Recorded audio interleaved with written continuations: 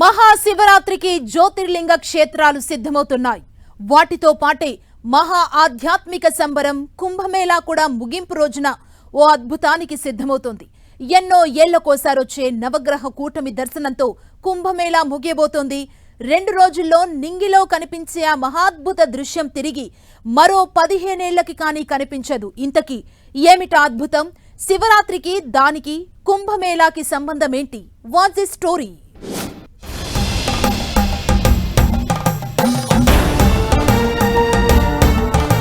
రాబోయే శివరాత్రికి మహాద్భుతం.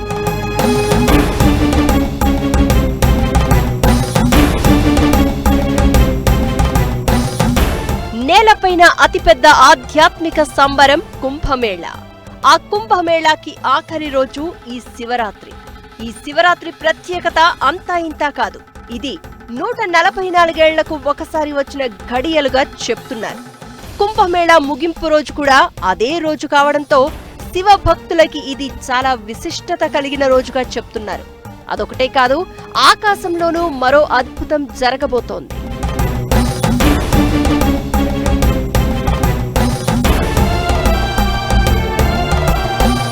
అంతేకాదు, శివరాత్రి రోజు చేసే స్నానాలకు కూడా ప్రత్యేకత ఉంది. ఆ రోజున చేసే స్నానాలను రాజ స్నానాలుగా పిలుస్తారు.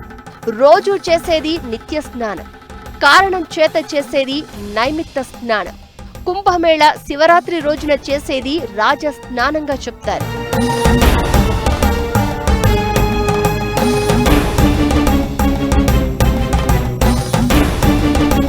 డెబ్బై 72 ఏళ్లకు వచ్చే ప్రణవ శివరాత్రి రోజున ఆకాశం నుంచి దేవతలు పంపే శక్తుల కిరణాలు ఎక్కడో ఉన్న ఆత్మలింగాన్ని అభిషేకిస్తాయని చెప్తూ ఉంటారు.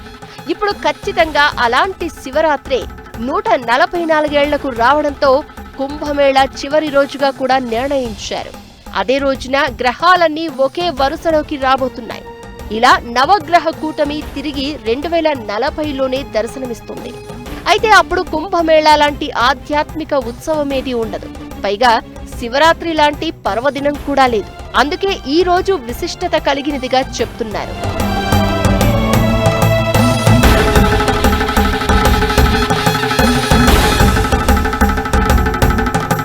నవగ్రహాలన్నీ కూడా ఆకాశంలో కుంభమేళాకి ముగింపు పలకడానికి వస్తాయా అన్నట్లుగా ఒకే వరుసలోకి వస్తాయి. సూర్యగ్రహణం, చంద్రగ్రహణం సమయాల్లో సూర్యుడు, భూమి, చంద్రుడు ఒక వరుసలోకి వస్తాయి.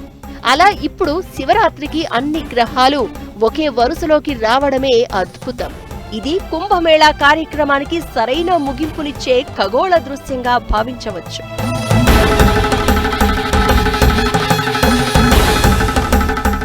ఒకే వరుసలో కనిపించే 7 గ్రహాలలో 5 గ్రహాలు బుధుడు, శుక్రుడు, కుజుడు, బృహస్పతి, శని స్పష్టంగా కనబడతాయని శాస్త్రవేత్తలు చెప్తూ ఉండగా, యురేనస్, నెప్ట్యూన్ మసకగా ఉండడం వలన బైనాక్యులర్లు లేదా టెలిస్కోప్ల ద్వారా చూడొచ్చు. ఇక ఏ సమయాలలో ఈ అద్భుత దృశ్యం కనిపిస్తుంది అంటే, శివరాత్రి రోజున సూర్యాస్తమయం అయిన తర్వాత ఆకాశంలో ఈ గ్రహ కూటమిని దర్శించవచ్చు. సూర్యాస్తమయం జరిగిన 45 నిమిషాల తర్వాత నుంచి ఈ నవగ్రహ కూటమి దర్శనమిస్తుంది.